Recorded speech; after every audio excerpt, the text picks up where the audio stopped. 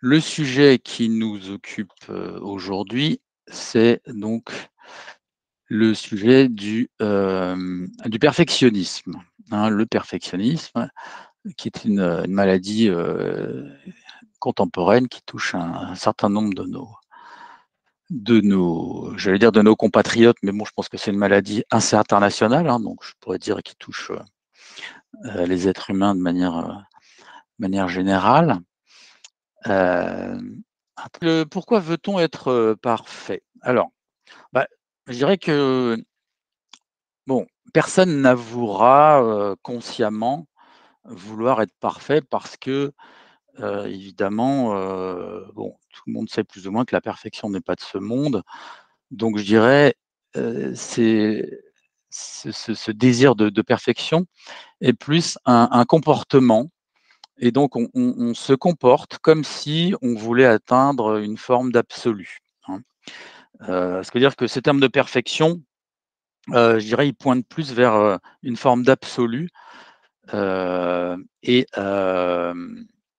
la grande majorité des absolutistes, hein, je vais les appeler comme ça, plus que des perfectionnistes parce que ça va, je pense que le perfectionniste est un peu trompeur parce qu'il y aurait l'idée que c'est une forme parfaite, par exemple, alors que ça peut être uniquement, l'idée d'une complétude ou l'idée d'une totalité, l'idée quelque chose d'infini, hein, donc ce qui est pas ou quelque chose de l'ordre de la transcendance. Mais la majorité des absolutistes ne savent pas ce qu'ils veulent, hein. Par contre, ils savent très bien, que rien n'est comme ça devrait être, hein. Alors au contraire des volontaristes, on pourrait les appeler des nolontaristes, hein. C'est les gens qui sont frappés de la maladie, c'est jamais assez, ils refusent tout. Chaque fois qu'il y a quelque chose, et ben, ils demandent toujours: «Est-ce qu'il y a quelque chose d'autre? Qu'est-ce qu'il y a d'autre? Ou c'est pas complètement ça?» Heu, voilà, ils sont toujours à la recherche, d'ailleurs, d'autres choses. Alors évidemment, ça les rend, très très impuissants, hein, puisque peu importe, ce qu'il y a, il manque toujours, quelque chose et et et et je dirais l'absolu, plane un petit peu comme ça, en arrière-plan comme une ombre. C'est comme si, tout cet absolu, mettait une ombre un peu sur tout ce qu'il touchait et donnait une coloration, soit d'incomplétude, soit de finitude ou d'éphémère, hein, puisque, on peut aussi vouloir l'absolu du temps, c'est-à-dire l'éternité, heu, en voulant toucher la perfection et donc cette personne impuissante, en tout cas très souvent impuissante, eh bien, elle a un sentiment de contentement, de satisfaction qui est très fragile. Par conséquent, elle est très souvent dans l'angoisse, dans la critique excessive et elle est constamment mise, au défi par le réel, hein, par le principe de réalité qui vient toujours évidemment cogner à la porte, au moment, où on ne l'attend pas, où on espérerait qu'il disparaisse. Hem et donc de manière presque, auto, heu, autoréalisatrice, l'absolutiste court constamment à sa perte. Alors il y a un personnage que j'aime bien qui, je dirais, qui incarne bien ce phénomène, c'est le personnage de Don Juan, puisque Don Juan est toujours évidemment, c'est celui qui multiplie les conquêtes, féminines en l'occurrence, et qui n'est jamais satisfait, qui est toujours déçu une fois qu'il a conquis le cœur d'une femme et est toujours à la recherche, de quelque chose d'indicible. Dès qu'il a obtenu sa conquête, bah, ça l'ennuie, hein, d'ailleurs le sens commun, l'ennuie et par conséquent, au lieu je dirais, de rester par exemple avec une femme et puis d'essayer de se satisfaire, de transformer son désir, voire de transformer, la femme selon ses désirs, hein, si tant est que ce soit possible. Eh bien non, lui il préfère l'abandon, hein et justement il va en quelque sorte, il est assez moderne, hein, puisqu'il va zapper. Il va aller vers une autre conquête et au lieu d'être dans la continuité, il est constamment dans la rupture, hein, ce qui évidemment pose un certain nombre de problèmes, relationnels. Mais c'est aussi pour ça qu'il est toujours en mouvement, hein, il est toujours en train d'échapper, aux gens qui le poursuivent, en l'occurrence souvent la famille des pauvres filles qu'il a délaissées. Et pour lui, l'horizon, c'est le possible, hein. Il n'est jamais dans le probable ou dans le plausible, il est toujours dans le possible. Il est vraiment, il jouit dans le, je dirais, dans l'univers du possible, hein. C'est vraiment le syndrome du perfectionniste, c'est de chercher toujours le possible.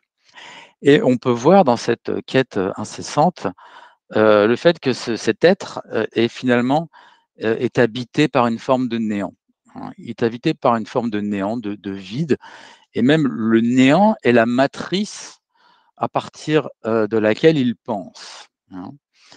Et évidemment, si on prend ce présupposé, eh bien, tout ce qui surgit est teinté du manque, hein. Tout ce qui est manque à être, hein, plutôt un manque d'être, hein. Moi, quand j'ai écrit ce petit texte, là, ça m'a fait penser un peu au gruyère. Ouais, si vous voulez, la réalité est, est toujours trouée par du néant, par du, par du manque.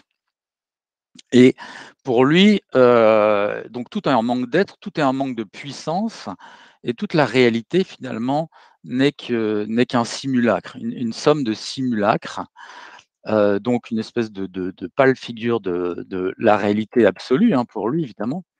Ce qui ne manque pas évidemment de provoquer une insatisfaction chronique, hein, puisque c'est son état pathologique. Il est un insatisfait chronique. Et donc ces personnages on va dire, d'absolutistes ou de perfectionnistes, eh bien, leur esprit est fixé, je dirais, sur l'absence, hein.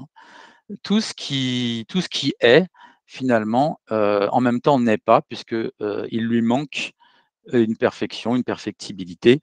Et donc tout est perclus par de l'absence. Et je dirais que cet être, cette personne est constamment, oscille constamment entre la frustration, je dirais, de ne pas avoir ce qu'elle souhaite, et la déception, une fois qu'elle l'a, parce que finalement, ce qu'elle a n'est jamais à la hauteur de ses attentes, et pour cause, puisque ses attentes sont incommensurables avec ce qui existe et avec ce qu'elle recherche, hein. Donc il y a une forme de décoïncidence, hein, pour reprendre le terme de François Julien que j'aime bien, ce qu'il appelle la déiscience aussi. Et il y a quelque chose d'incommensurable entre l'objet du désir, qui n'est même pas un objet d'ailleurs, qui est plutôt un rien, et ce qui effectivement euh, survient, ou ce qui est accompli, hein. Donc tout ce qui est accompli est nécessairement dévalorisé, critiqué et insatisfaisant. C'est le syndrome du c'est pas à la hauteur de mes attentes, hein. Et donc le résultat est toujours décevant. Euh, alors, parce qu'il peut être à la recherche à la fois d'un résultat ou d'une satisfaction, mais cette satisfaction, elle ne vient jamais. Par conséquent, son désir finit par s'émousser et il finit par être blasé et devenir insatisfait par, par nature.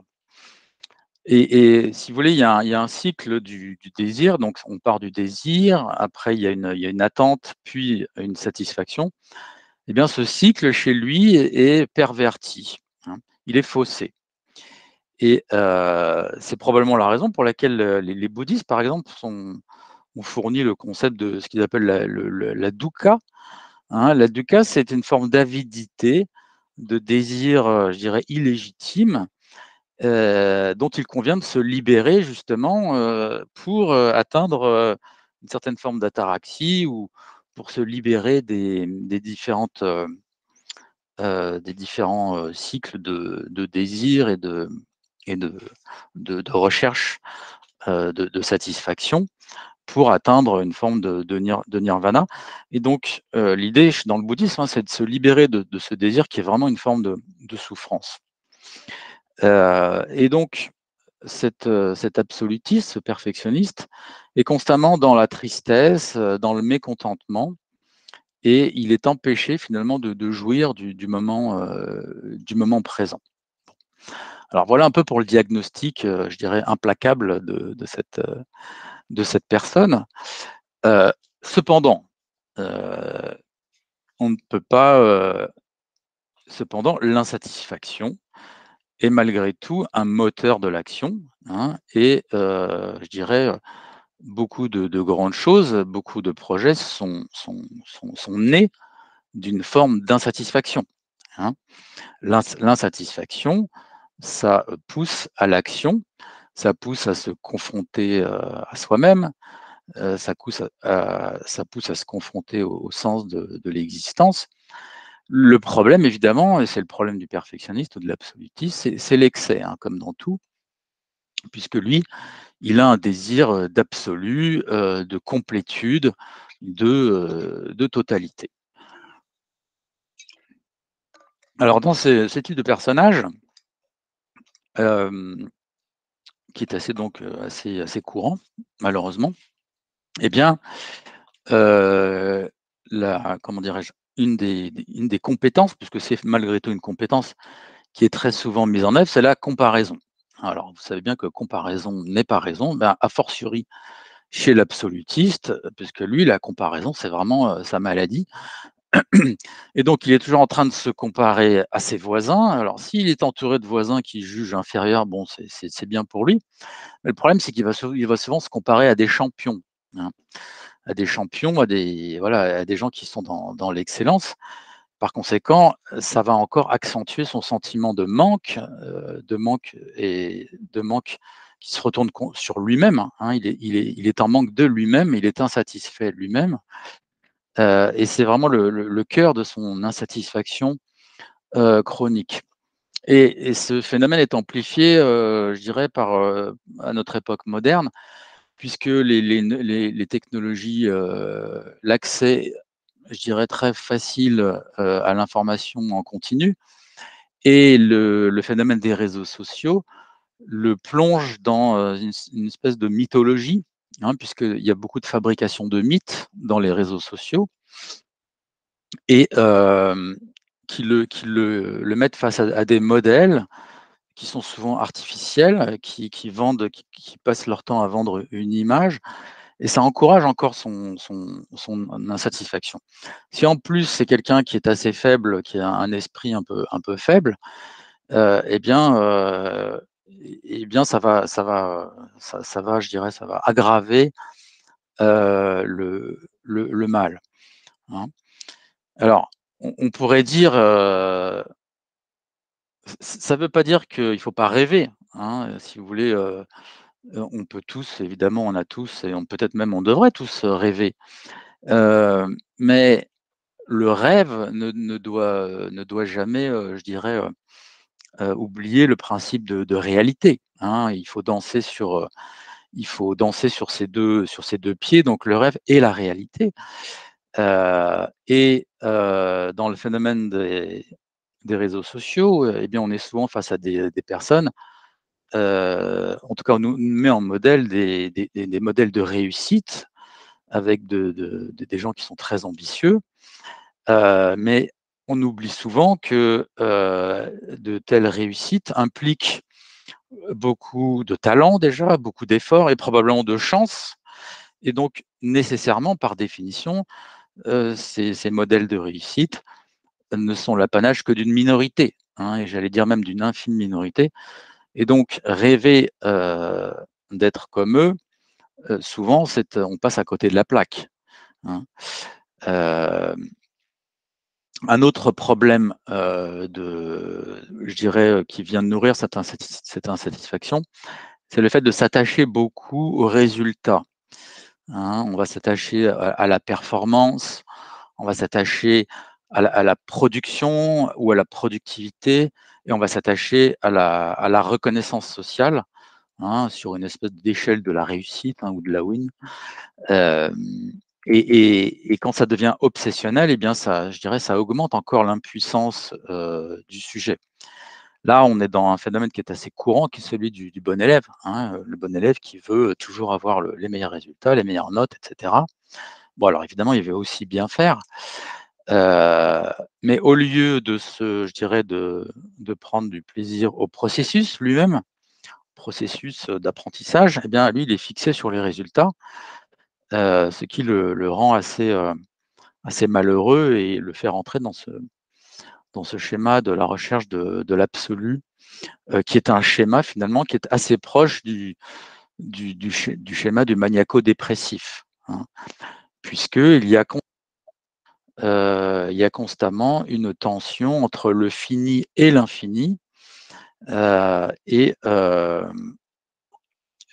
cet absolu qui est recherché, souvent, il est synonyme de merveilleux, hein, mais aussitôt que le merveilleux est souhaité, eh bien, ce qui est atteint, c'est encore une fois, c'est périssable, c'est imparfait, et donc c'est le manque qui revient, quoi. Hein. Il y a toujours cette tension entre le fantasme et le réel qui fait que l'esprit fait des espèces de va-et-vient ou de haut en bas simultanés entre l'enthousiasme et la déprime. Et évidemment, ça fatigue énormément le sujet, hein. Euh, voilà, donc ça peut devenir, cette tension, elle peut devenir proprement insupportable pour la personne, hein. Probablement, ce qui va causer après des histoires de burn-out, ce genre de choses. Et donc, les réseaux sociaux, de cette manière, comme ils donnent l'impression que c'est facile, je ne sais pas moi, de monter une société, de devenir millionnaire, que c'est facile d'être champion olympique, que c'est facile d'avoir le prix Nobel ou le prix Goncourt, bien forcément, ça va augmenter les espérances, et puis plus dur sera la chute dans le réel. Voilà, donc ça amplifie le phénomène du zapping. Alors oui, il y a aussi une confusion dans les réseaux sociaux entre le désir d'accomplissement et puis finalement le désir de possession, de posséder. Et ce qu'on désire posséder, ben, finalement, c'est quelque chose qui n'est pas quantifiable, puisque ça reste toujours quelque chose d'une complétude, une totalité, et on n'en a jamais assez. Il en faut toujours plus. C'est pour ça que je disais que c'est une obsession qui est absurde. Et dès qu'on en montre l'absurdité, bah, finalement, c'est une manière, je dirais, de se guérir assez rapide, même si la guérison est peut-être pas durable.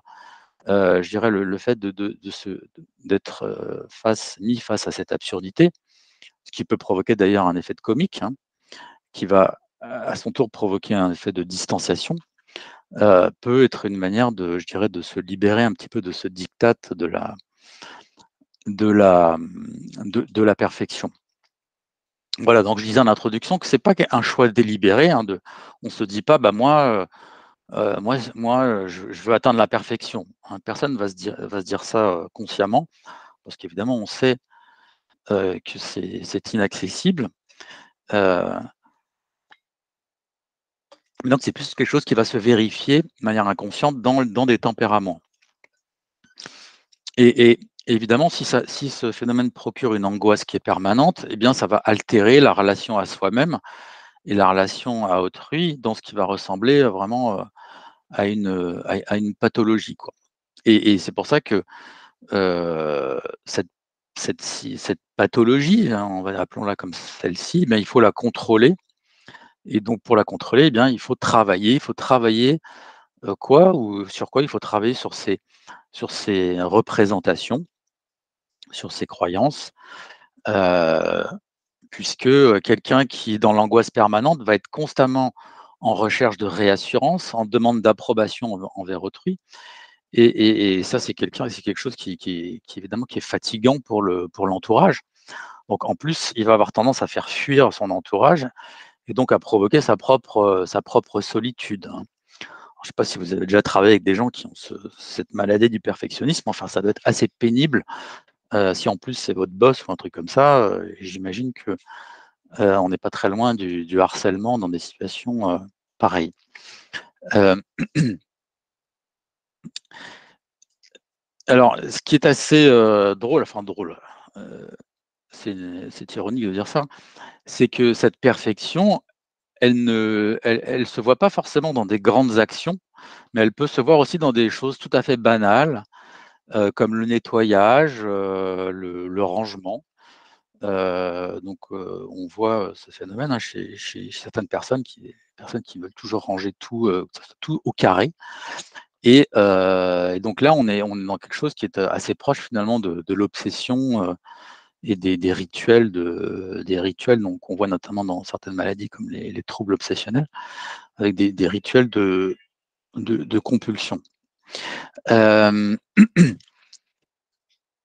donc dans un dans un tel système, finalement, le sujet est très souvent dans l'évitement, puisqu'il a peur finalement, il a peur d'entreprendre puisque, il sait qu'il échouera tout le temps, hein, puisqu'il n'est pas parfait. Donc il va éviter d'entreprendre, il va pas prendre d'initiative et donc il va s'en va s'en suivre une certaine forme de paralysie, paralysie de l'esprit, paralysie du comportement. On va constater aussi beaucoup de plaintes, hein, c'est les personnes qui sont tout le temps en train de se plaindre que c'est pas assez, que c'est pas bien, tout le temps en train de critiquer, mais de manière assez, stérile et puis les gens qui veulent toujours prendre les autres, à témoin, qui sont toujours, prendre à témoin du fait que c'est pas bien, que vous voyez c'est pas bien fait, c'est mal fait, ça c'est nul. Voilà, souvent il y a un usage d'un vocabulaire aussi, assez absolu.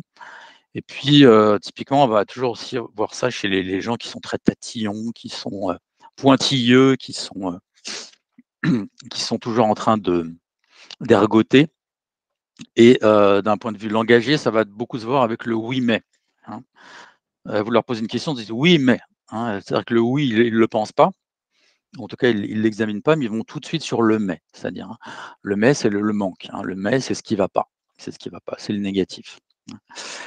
Heu, voilà et donc évidemment, cette insatisfaction qui les habite, eh bien ça vient, altérer leur jugement, et donc ils ont un jugement qui devient mauvais et leur refuge, là où ils se sentent en sécurité, eh bien finalement, c'est dans l'abandon, hein, où ils abandonnent les choses, ils abandonnent les choses en cours, où ils procrastinent parce que, la le l'étape à franchir est trop importante, hein, la montagne est trop haute, donc ils abandonnent, hein. Et à chaque fois, évidemment, cet abandon, ça provoque un sentiment d'échec et qui est, en général dramatisé, hein. Donc ils vont faire de leurs échecs un drame, ce qui va évidemment les faire entrer dans un cercle, dans un cercle vicieux, hein. Et surtout quand ces critiques constantes, s'appliquent, s'appliquent aux autres, s'appliquent aux relations avec les autres. Il va y avoir à la fois des critiques excessives des autres et des phénomènes d'évitement et de rejet qui vont donc conduire à une forme d'anxiété, voire de déprime. Voilà. Voilà, j'espère que ce podcast vous aura intéressé. Je vous donne rendez-vous pour un prochain épisode très bientôt. Et puis, si vous voulez tester une consultation philosophique, voir comment ça se passe, eh bien, vous me contactez en allant sur mon site www.dialogon.fr ou vous m'envoyez directement un mail jlecoq@dialogon.fr, dialogon.fr. Donc, je suis Jérôme Lecoq, philosophe praticien. Au revoir.